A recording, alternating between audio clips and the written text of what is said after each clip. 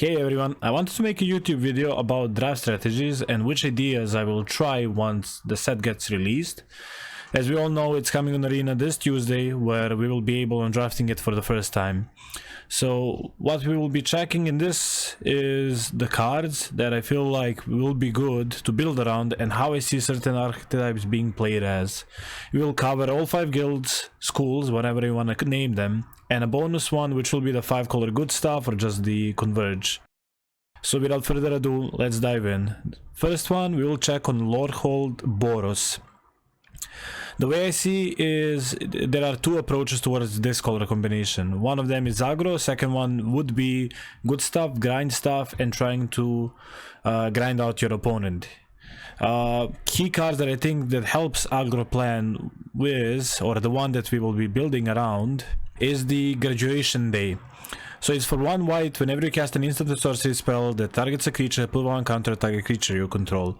Idea with this one is to play as many cards that you can. That can be a card trip or a cheap, powerful way of making sure creatures that you deploy on early are great for dealing the damage. So you want to try to combine as many 1-mana spells as you can on casting, redrawing cards that will help towards it. So with this one, what do I want to emphasize now on is the dig side inventory. For 1 white, it will put a 1-1 counter on a creature, but it has the flashback. With the idea of this one is that with the Graduation Day, it does give 2 counters for 1 mana, and then it has a flashback. So this is a pretty cheap way of making sure your creature is going to be big enough to pass throughout the early stages of the game and deal as much damage as you can. On the red one that I feel like would go good for this plan is the Ancestral's Anger. It says for 1 mana, creature gets +1/+0, and then X grows for how many of these ones you have in the graveyard, and it does redraw.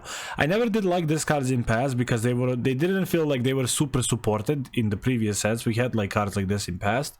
But I think this one will work decently because this is a decent card to just discard if you have a way of discarding, or B, it's really good with the Graduation Day because other than growing your creature, it will give a trample as well. So with this one, you would want to keep it in mind that it is a good build around with the other cards we have just mentioned. Other cards that I feel like will be good or important for this archetype is the Dual Tactics. This one does allow us for 1 red to deal with a creature. Doesn't necessarily kill it, but the point of this one is that you have 1 mana, you put your creatures being bigger, and you have a way of either killing small stuff or making sure that your creature will pass while being aggressive. It does have the flashback, which makes it even more interesting. When it comes to good creatures, I think with this one, if we want to be playing as many 1-drops, 2-drops as we possibly can, the idea of this one when we are playing aggressive is to play as many, like I said, 1s and 2s, and with that in mind, the best 1-drop we can possibly play is the Elite. It does have that good ability as well to tap a creature in future if we need to, but it is the best as we can get as a 1-drop. When it comes to 2-drops, I think the 2-drop that I really like will be this Quillblade Laureate. It does have the double strike. Even if it didn't have a prepare ability, I think just having a double strike where you can actually put your all counters to or give a trample will make sure that the game ends fast if this doesn't get checked with the removal. On the other hand, the Stone Docent, I think it's a good one. It is a creature that has high enough power. If you combine few counters on it, it can survive some attacks, but the ability can end up on mattering, on triggering other cards while it is in the graveyard. So I think I would give this one a go, as well as a decent 2-drop for the archetype or trying it out. Another card that can maybe be interested for aggressive deck is this Rehearsed Debater.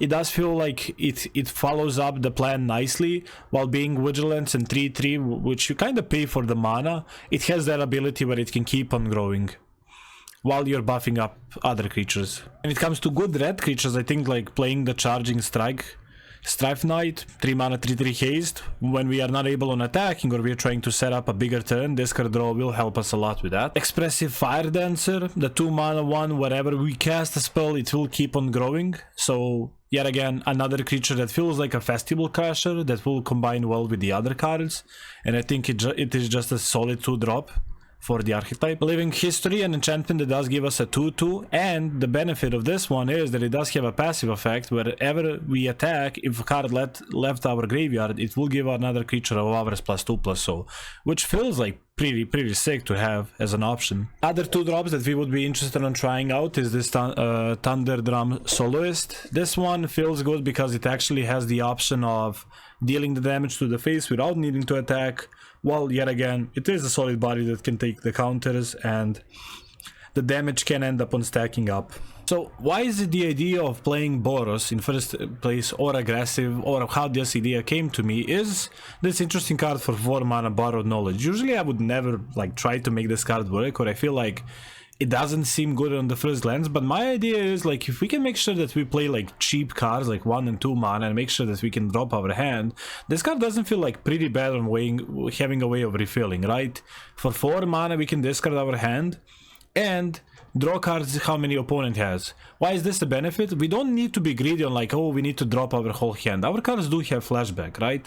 So it's not maybe a bad play pattern of just like discarding our hand and like discarding 2 flashback cards and drawing like 5 cards. I'm not sure how much you will be able on getting out of this, but the idea of like this Boros aggro is to try this card out. Maybe it will be the bad idea, but I would give it a go. So when it comes to this like Signpost uncommon Kirill history buff, it is generally a good 2-drop. We already do want to play as many 2-drops as we possibly can, and this one just feels like an upside. It's a 2 mana 2/3, has a good prepared ability, and it will just stick into the deck if we choose to play it. It does have this good prepared ability, so if we are in the colors and we are going for this aggressive shell, I think this one just naturally squeezes into the deck. The ability is nice, it does give us an upside, so it is just overall a good body to have. Lorehold Charm does feel a bit odd to rate, because like the first ability or the first mod you can choose from it, I don't think it does have that many targets, or it feels like this set doesn't have many artifacts.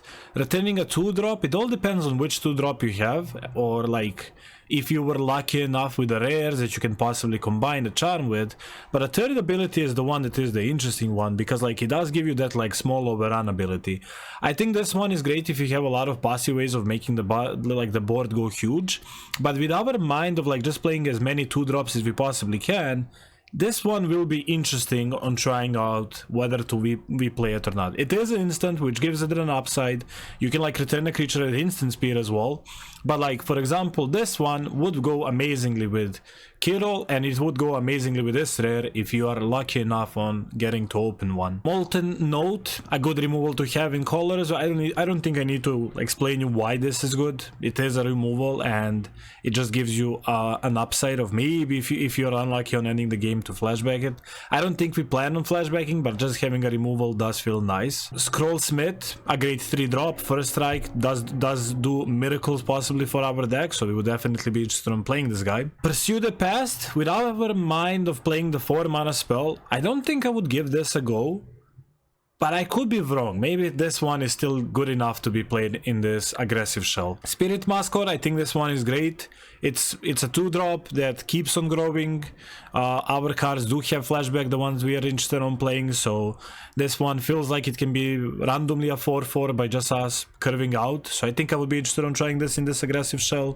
Relic Slot, it depends on how many of the other cards we have that work when the cards leaves the graveyard, but I think generally 4 mana 4/4 Trample Lifelink could be played in an aggressive shell, but I think this one you would more like it in the control shell, the one we're gonna cover next. And Wilt in the Heat, just a good removal for us to have. 5 damage feels like it will kill anything in the set, so this is our removal of choice. When we talk about other removals that we would be interested in playing, I think this Impractical Joke is amazing because it's 1 mana. We like to be efficient with our cards, we want to play as many cheaps as we can, so this one would be pretty natural to fit in. Heated Argument, I could give it a go because like it has that upside of possibly dealing damage to the opponents or like ending the game with it, so I would maybe give this one a go as well, maybe 1 or 2, but yet again keep in mind we want to play that 4 mana spell. Our idea is to drop the hand, so having this 5 mana spell might not be the best for this shell. Throne Blast feels pretty good to have. Maybe 1 off, 2 off, trying this out as well.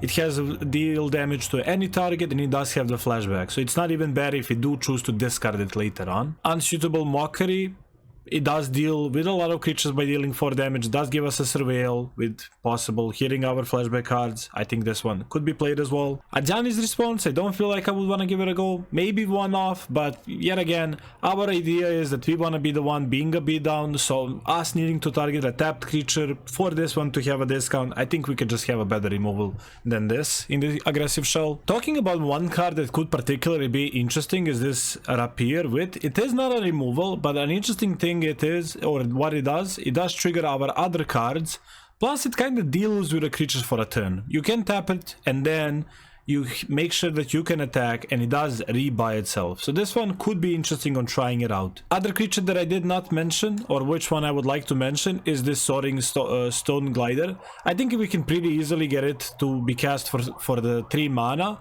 and it will be our evasive card that we can try out. Another good 2-drop we can possibly play is this Group Project, 2 mana that does give us a 2/2, pretty easy to flashback it, especially if we are lucky enough to curve out.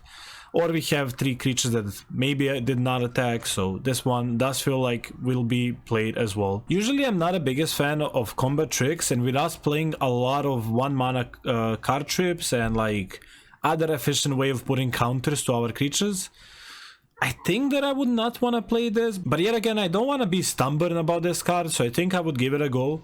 If we are maybe lacking ways of targeting our creatures, or if we feel like we would like to have an efficient way of passing through early in the game, I think we can give this one a try. So I didn't cover all the rares that are possible being played. I think it's pretty easy to understand when the rare will be good in a deck. For example, the one we did give, which was the Hardened Academy, how and why it does play well for this archetype, but I will leave it to you. I think you can figure out which rares in the color pair will be good if you play it in this aggressive shell. So overall, the idea of the deck is play the enchantment as fast as possible, play your curve, use your efficient 1 mana, 2 mana cheap spells and removals, and maybe use this Board of Knowledge as a way of refilling the hand. Keep up the pressure and make sure that you end the game fast with you being efficient with your mana. I think when it comes to like creature count, I would assume that we do want to play high, but yet again we do have to play a lot of spells, cantrips. Maybe creature count should be like close to 12, 14, depending on how many we can get the spells, like instant and sorceries being creatures as well. I would assume that we don't want to play 17 lands in this deck if we can help it. Like if our mana ends on 2 and we have like 1 4-mana spell, I think we can easily play this deck as 60, maybe even try to go lower than that. When it comes to Boros control, or let's say a more grindier version, I think the biggest card that we can make sure that we want to get is this Primary Research. It does have a way of triggering that leave the graveyard part, and it does have this amazing ability where we will keep on drawing the cards. So I think an interesting card that could go well with this archetype is this 4-drop, 4 mana 4/3, that has the ability of keeping on returning. On first glance it doesn't seem that amazing, but I think the fact where you want to be playing it grindy, and it does have a way of making sure that you can get a way of triggering leaving the graveyard, plus it's an amazing attack. It does have vigilance, so it doesn't need to be tapped. It can attack and make sure you can block. I think the Dromedary is an awesome card to have in mind while we are trying to make this one. Same as an aggressive deck, I think we would like to have a Stone Docent. I think just a 2-drop that has an ability of having a way of leaving the graveyard is something we're interested in. I kind of like this one in the control shell, because yet again we are mostly interested in this passive ways of making sure that we can actually take the cards out of our graveyard.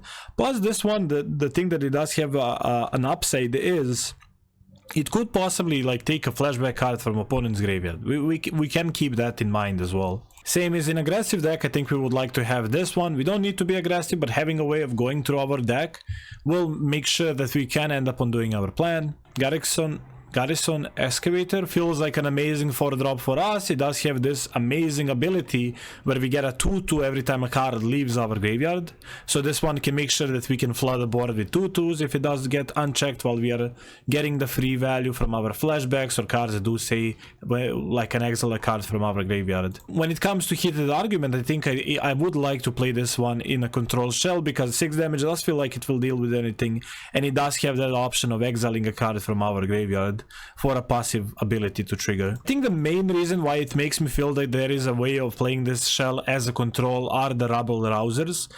For 3 mana they are a huge wall with 4 toughness, and they have this awesome way of making sure that we can get the graveyard triggers to happen while producing mana and dealing the damage to opponent. When it comes to maybe the best card you can open for both control and aggro shell will be the Arc of Hunger. I think this card just generates a lot of value, a lot of pressure. It feels like a card that has to be dealt with. If not, you're just gonna have a one-sided Howling Mine possibly while being able to deal damage to opponent. So I think if we are in Boros, this is one of the rares we definitely want to open. Another interesting card for control shell would be Colossus of Blood Age. Our idea is to try to get to the late game and then use our all-powerful cards. If we are lucky enough to survive, this one seems great. It does have that Siege Rhino ability where it will deal damage to opponent and give us life. But if by any means it does end up on being removed, we do get a way of discarding any number of cards to draw that many cards.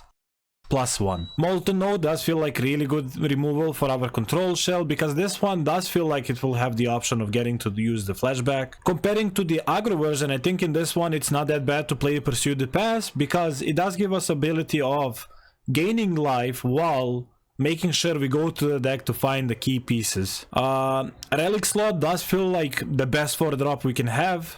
It does have lifelink, it will stop opponent from attacking, and it does have that triggering the graveyard part. Wilt in the Heat, another good removal for the control, for obvious reasons. So when it comes to control, I think the main cards we gotta have in mind is how are we gonna get the cards in graveyard and how are we gonna survive.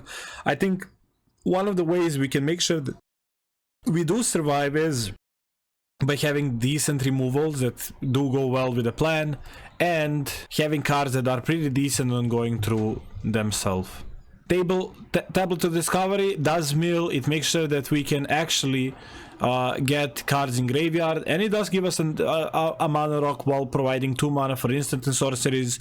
I think I would give this one a go and try it out in the Boros control shell. Seize the Spoils, another one card that is possible, and making sure that we get a decent amount of cards in graveyard while going through the deck and making a treasure. Gobbing Glasswright, I think this one would fit in because it's a 2-drop that will make sure we can trade with early creatures, while if we do have the mana, it can make sure that it gives us a treasure, so it possibly can ramp us. So how are we gonna determine if we are gonna go for control or aggro? I think the key cards we have mentioned in the Boros shell, like which ones you have more. Do you have the Graduation Day and you ended up on getting as many 1 mana and 2 mana spells that are super efficient of going through the deck, making sure you cast spells and being a menace, or you ended up on getting, or we ended up on getting as many Garrison Excavators, which feel it may be good to play them in aggressive decks, but they do give me more of a vibe that they're gonna be better off if we can make sure that we get to the value part. Once we play them, we get like 2 or 3 cards out of our graveyard, so they do feel like they might be better in the control shell rather than the aggressive shell, but I would try them in the aggro deck as well. So yeah, figure out during the draft what are we supposed to do. Are we supposed to be aggro? Are we supposed to be control with Boros? I think the cards and the cards we are getting on the wheel are gonna determine that a lot. What am I expecting on the day 1 of the set is that nobody's gonna give a go the Boros 4 mana card a try. Borrowed Knowledge. So I think what would I expect is to try to get as many 1 mana spells that we did mention, and then try to get the Borrowed Knowledge on the wheel. That would give me a green light to try to maybe go more towards aggressive shell, and then like take a lot of 2-drops and make sure my curve out plan works. But if I'm not getting there and I am getting enough grindy cards, I think I would try the other approach and maybe go for control, where we are just playing good flashback cards and making sure that our plan will end up on securing us a victory. That does it for Boros. I hope you did like this video. I plan on making the other 4 guilds as well. Not guilds, schools. I'm not gonna get used to calling them schools. But yeah, if you did like this video, I really appreciate you all watching. One thing that I would like to ask you is if you can leave a comment, like the video, and subscribe. That means a lot to me. I hope you did find this video educational and it did give you some idea on how to approach the Boros when it comes to drafting, and thanks for watching.